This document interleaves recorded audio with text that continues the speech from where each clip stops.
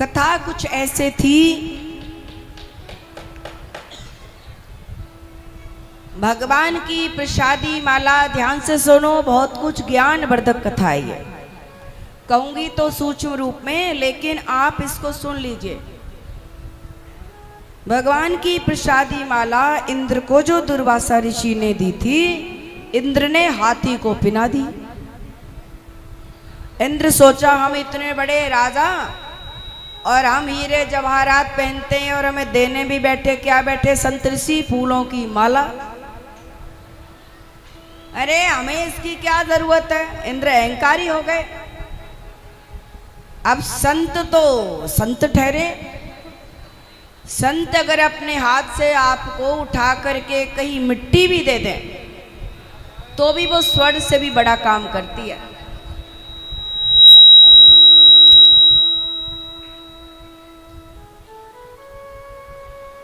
तो महाराज, इंद्र ने अहंकार के कारण हाथी को पिना दी। हाथी झूम झूम के चलता है, माला नीचे गिर गई। दुर्वासा ऋषि को जब ये मालूम हुआ कि देवताओं का राज्य चला गया था, तो देवताओं से वायदा किया कि आपके राज्य को असुरों से बलि से ला करके आपको सौंपूंगा। अब तुरंत ब्रह्मचारी का बटुक ब्राह्मण का रूप धारण कर लिया। ब्रह्मचारी रूप धारण किया और कहां पहुंच गए, जहां पर अश्वमेध यज्ञ, जहां पर राजा बलि यज्ञ कर रहा है। और हमारी जीत हो, इस भाव को लेकर के राजा बलि अश्वमेध यज्ञ कर रहा है। स्थान कहाँ है, नर्मदा तट, नदी के तट पर, और भृगु कच्छ नाम का एक बड़ा ही सुंदर स्थान है। महीना कौन सा है, भादों का। और ये महीना कौन सा चल रहा है, बोलो प्रेम से, कौन सा महीना चल रहा है, भादों का। और यहाँ चर्चा कब की आ रही है, वामन भगवान कब आए हैं, राजा बलि ने यज्ञ कब किया है, भादों का महीना है। भादों का महीना है। और वहीं पर भगवान वामन भगवान के रूप में ब्रह्मचारी का रूप धारण करके पहुंच गए। राजा बलि ने जब सुना, किसी ने कहा कि आपके दरवाजे पर एक बटुक ब्राह्मण के रूप में ब्रह्मचारी रूप रख करके कोई आया है तो छोटा। वामन जानो क्या कहें, वामन किसे कहते हैं, बोलो। वामन जाति शब्द नहीं है। वामन किसे कहें, वामन अंगुल के, 1 अंगुल, 2 अंगुल, 3 अंगुल। ये माताएं गांव से होंगी तो सब समझ जाएंगी। अंगुल बोले, अब आजकल क्या बोलते हैं वो राम जाने। क्यों बाबूजी, अंगुल बोले, 1 अंगुल, 2 अंगुल, 3 अंगुल, ऐसे 52 अंगुल। अब आजकल के पढ़े लिखों को 52 समझ में नहीं आएगी ये 52 क्या है। तो थोड़ी बहुत आपसे सीखी है। डॉक्टर साहब के यहाँ आती रहती हूँ, 1-2 बार प्रसादी हुई हमारी, तो हमने भी डॉक्टरनी भाभी से और डॉक्टर भैया से सीख ली थोड़ी बहुत इंग्लिश। वैसे तो पढ़ी लिखी हूँ नहीं कुछ, तो इनसे थोड़ी सी सीख ली। तो 52 क्या बोले, 52 को इंग्लिश में बोले 52 टाइम्स। 52 टाइम्स। आप अगर 52 को समझ लो 52 अंगुल के, 52 अंगुल के भगवान हैं, इसलिए उनका नाम वामन भगवान है।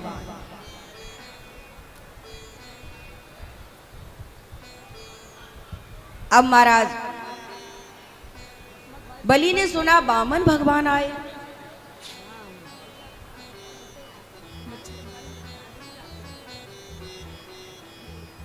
चल रहा है,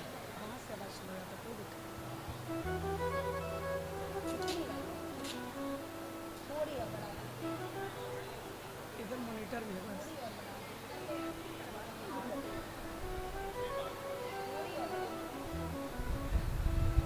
हाँ महाराज यहीं आ जाओ लौट के। देखो मैंने कहा आज तैयारी ऐसी हो रही है, हलचल बहुत है। अब इस हलचल में मेरा दिमाग भी इधर हो जाए। कोई बात नहीं है, भगवान आते हैं तो थोड़ी हलचल तो होती है, पर थोड़ी प्रयास करो व्यवस्था बनाने की। प्रेम से बोलो। तुम्हें कह रही थी राजा बलि ने सुना कि वामन भगवान के रूप में कोई ब्रह्मचारी के रूप में मेरे दरवाजे पर कोई संत आया है तो छोटा पर चेहरे पर बड़ा नूर है साहब। देखने में तो छोटो लगे पर तेज से ऐसे लगता है कोई तपस्वी है, कोई बड़ा पहुंचा हुआ ब्राह्मण है, कोई पहुंचा हुआ संत है। तुरंत राजा बलि यज्ञ छोड़ करके दरवाजे पर आए, बाहर आए, बोले महाराज आओ आओ पधारो पधारो पधारो, हमारा यज्ञ तो सफल हो गया। आपके दरवाजे पर संत आ जाएं, ब्राह्मण आ जाएं, और अगर उनके हाथ में मैंने कल बताया था शास्त्रों, तो आप किसी काम के लिए जा रहे हो, आपका काम बिगड़ने वाला होगा, तो भी संतों के दर्शन से, ब्राह्मणों के दर्शन से वो काम बन जाएगा, बन जाएगा।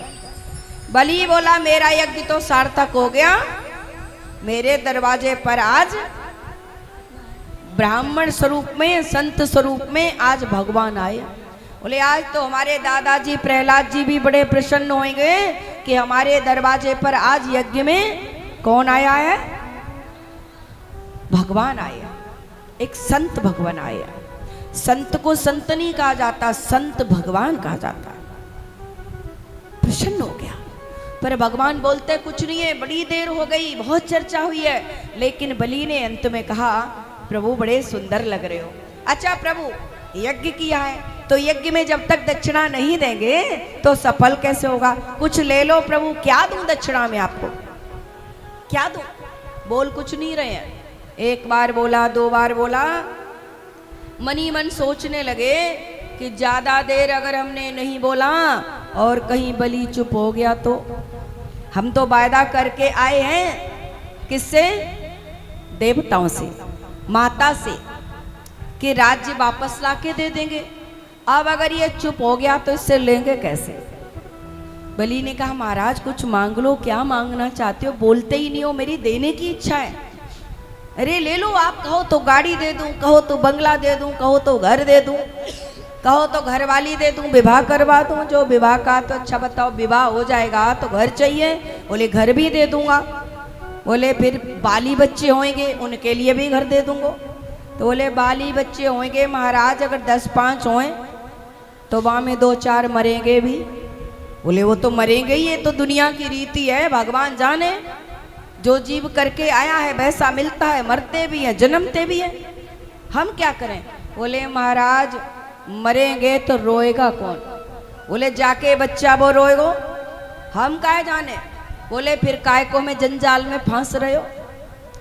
अरे संत से ये घर गृहस्थी की बातें क्यों कर रहे हो, बातें करनी है तो किसी प्रकार से हम भगवान से जुड़ जाएं, हम किसी प्रकार से भक्ति से जुड़ जाएं। क्या घर कम है, घर की पंचायत करने के लिए, कचहरी करने के लिए तो घर ही बहुत है, पड़ोस से पूरे दिन बातें होती हैं।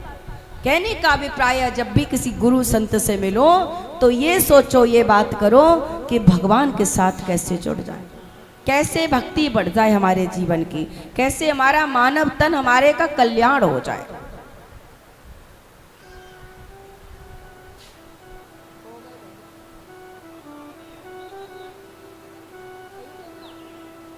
हमारा इसमें आ रहा है, उसमें कम आ रहा है, इसमें आ रहा है। अब ठीक है, इतनी करते तनिक कहाँ है? अब तो ठीक है, चलते रहो, ठीक तो अब आ जाए तो बढ़वा लेना तो।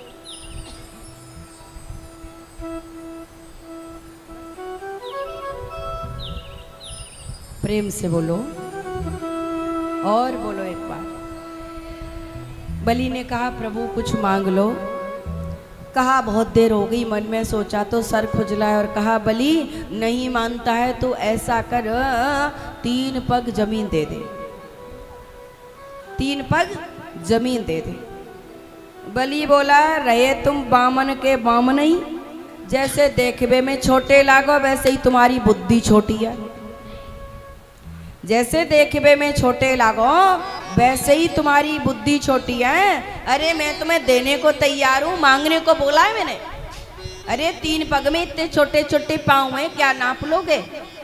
बोले बलि देख, मुझे यज्ञ के लिए धरती चाहिए, यज्ञ के लिए जमीन चाहिए, दे सकता है तो 3 पग दे दे, नहीं तो मैं चला, मैं रोकने वाला नहीं हूं। बोले ठीक है महाराज, जैसे तैसे तो आपने कुछ मांगा है, हम देने को तैयार हैं। अब जैसे ही देने को तैयार हुए, गुरुजी बैठे सुन रहे थे, शुक्राचार्य जी बोले ओ लाला, तेरे घर में आज कौन आया है तू जाने? मैंने देखो ध्यान में, ये तो नारायण आए हैं तुझे छलने के लिए, दे मंदिए संकल्प। गुरुजी आपने ही तो कहा कि सब जितना जो कुछ है मेरे पास जो दिखाई दे रहा है वो सब परमात्मा का है। ये तन भी तभी मिला है जब उसने कृपा किया, ये बोलने की शक्ति भी तभी मिली है जब उसने कृपा किया। ये जितना वैभव दिख रहा है, जो प्रभु मांग रहे हैं वो उन्हीं का तो है। और आरती में तो गुरुजी आप गवाते हो, तेरा तुझको अर्पण क्या लाया मेरा, ओम जय जगदीश हरे। फिर गुरुजी क्यों रोक रहे हो? बोले ना लाला, लूट जाएगो तू, लूट जाएगो। बोले गुरुजी अगर वो भगवान हैं तो त्वदीयम वस्तु गोविंदम तो मैं समर्पय, उन्हीं की चीज उन्हीं को चली जाएगी, मुझे क्या दिक्कत है। और अगर ये भगवान नहीं है तो इतने छोटे छोटे 3 पग में क्या नाप लेंगे। बात नहीं मानी गुरुजी की और जल लेके बैठ गया, और जैसे ही जल में संकल्प करने के लिए तैयार हुआ, संकल्प करने के लिए तैयार हुआ, गुरुजी पर रुका नहीं गया। गुरुजी उस सागर की नली में बैठ गए। गुरुजी ने कहा कि ये तो कर देगा संकल्प, बड़ी देर हो गई, संकल्प के लिए जल नहीं गिर रहा है। भगवान ने कहा चक्कर क्या है, माजरा क्या है? महाराज जो भगवान ने नेत्र बंद करके देखा तो शुक्राचार्य गुरुजी के अंदर बैठे, एक तिनका उठाया, भगवान ने उस नली में डाला और भगवान ने आज गुरुजी की एक आंख नमो नारायणाय कर दी।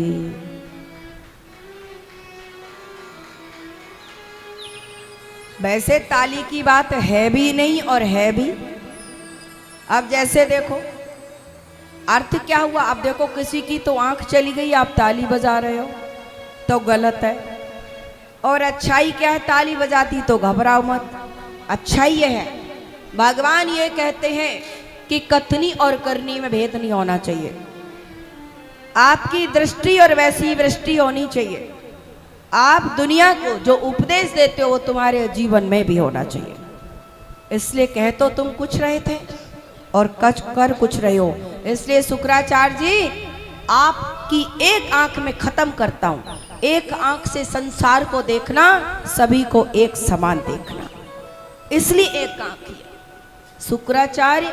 इसीलिए शुक्राचार्य एक थे तब, मैं बार बार कहती हूँ आजकल तो देखो दृष्टि हम अपने, अरे छोड़ो आगे की तो छोड़ो, ये मेरा बेटा ये तेरा बेटा, जिठानी का बेटा है तो नीचे का पानी मिला के दे दिया, अपना बेटा है तो मलाई डाल के पिला दिया। किसी का भी हो सकता है, देवरानी जिठानी तो कह दिया, किसी का भी हो सकता है, ये मेरा है ये तेरा है। भगवान कहते एक दृष्टि से देखो, एक आंख कर दी। अब बलि से कहा, जल गिरने लगा, बलि से कहा भैया संकल्प कर। बलि ने संकल्प करके और जो दिया, कहा संकल्प करके अब तुझे मुझे दे और चरण पड़। बिना प्रणाम किए बिना चढ़ छुए तेरा यज्ञ कैसे सफल होगा। अब संकल्प तो कर दिया, संकल्प मुझे दे दे, संकल्प लिया और कहा चढ़ तो छू ले, आशीर्वाद तो ले लो। जो बलि ने चरण छुए, चरणों को पकड़ा भगवान के, भगवान तो चरण हाथ में रह गए और आसमान में चले गए, कहाँ हैं दिखाई नहीं दे रहे। क्यों? ये ब्रह्मांड नायक है, ब्रह्मांड में शीश चला गया। बलि बोला प्रभु हमारे हाथ में तो पांव पांव रह गए, हम महाराज दिखाई नहीं दे रहे, भाई रूप में तो आ जाओ। कहा तो जाऊंगा, अब तेरे पास कुछ बचा नहीं है। 2 पग में सब कुछ मैंने ले लिया है, अब कोई लोक तेरे पास नहीं है, बता तुझे क्या दूं। अब तू तीसरा वचन पूरा कैसे करेगा? तीसरा वचन कैसे पूरा करेगा? उधर ब्रह्मलोक में गए भगवान, एक चरण नीचे और एक चढ़ गया ब्रह्मलोक में। जो ब्रह्मलोक में गया, ब्रह्मा जी बैठे बैठे कीर्तन कर रहे थे, बगल में वो कमखा था। ब्रह्मा जी सोचने लगे ये नारायण के चरण आ गए, ऐसा करता हूँ जल्दी से चरण धो लूं, चरणामृत ले लूं। और कमंडल में से जल डाला, चरण धोए और गंगा प्रकट हो गई। बोल गंगा मैया की जय हो। और आरती में सब गाने लगे, चरणों से निकली है गंगा प्यारी, जिसने सारी दुनिया तारी। कहा प्रभु ठीक है वो तो आ जाऊंगा बलि, पर बता तीसरा चरण रखूं कहाँ?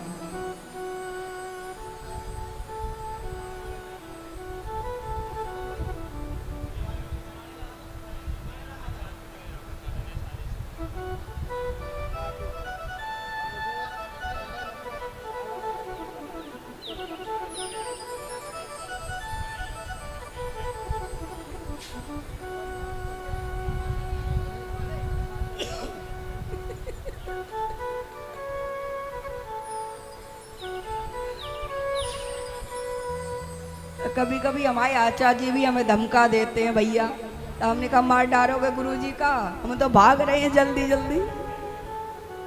बोलो प्रेम से। ये बच्चा बड़ा अच्छा है, जोरदार इसके लिए तालियां बजाओ, बहुत अच्छा बालक है।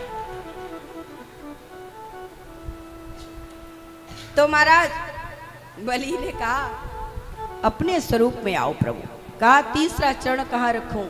बलि ने अपनी पत्नी की ओर देखा और कहा क्या किया जाए? पत्नी ने कहा प्रभु पूछो कि दान बढ़ाया दान देने वाला। भगवान ने सिर खुजलाया, कहा अरे भैया दान से बड़ा दान देने वाला होता है। बोले कैसे? बोले आपकी पॉकेट में हजारों की नोटों की गड्डियां पड़ी हो और भाव देने का ना हो तो कहोगे अच्छा उसको बुला लूं, उससे ले लूं, है नहीं वो नहीं, ढूंढोगे कोई छुट्टा मिल जाए, टूटा मिल जाए, फूटा मिल जाए, वो डाल दो, क्योंकि भाव नहीं है। और अगर भाव है तुम्हारी पॉकेट में नहीं है तो भी कहोगे भैया ओमेक्स वाले जरा कुछ दे दो, लाओ चढ़ाना है। तो भी कहोगे लाओ दाऊजी वाले भैया कुछ दे दो, बाबूजी मैं लाई नहीं थी, मैं लाया नहीं था, मुझे मालूम नहीं था आज ये उत्सव होने वाला है। अरे हम और आपस में बाद में बात कर लेंगे, दे देंगे बाद में, अभी दे दो काम चल जाएगा।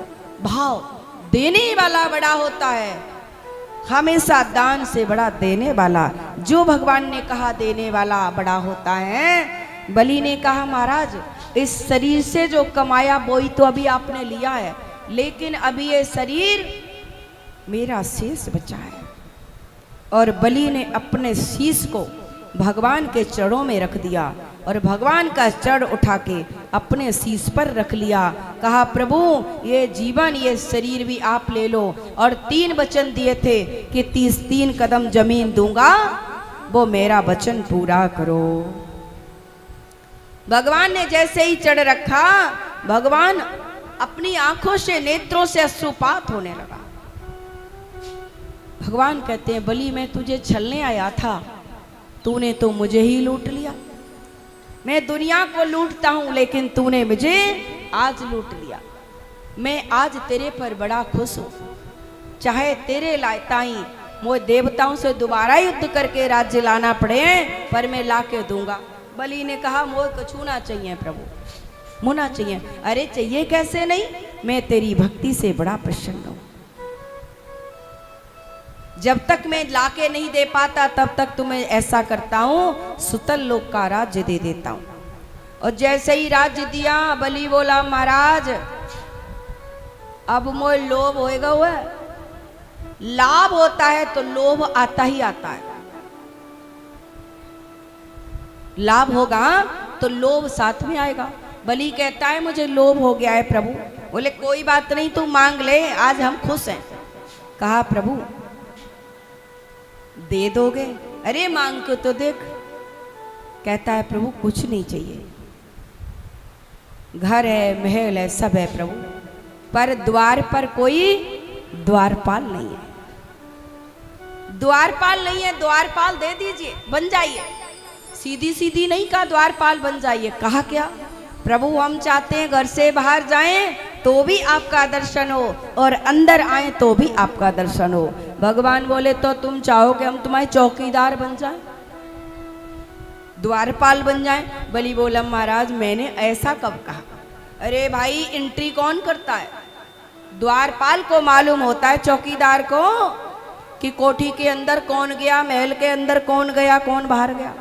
अरे बलि तेरी भक्ति के कारण मैं तेरा द्वारपाल भी बनने को तैयार हूं। बोलो भक्त वत्सल भगवान की जय।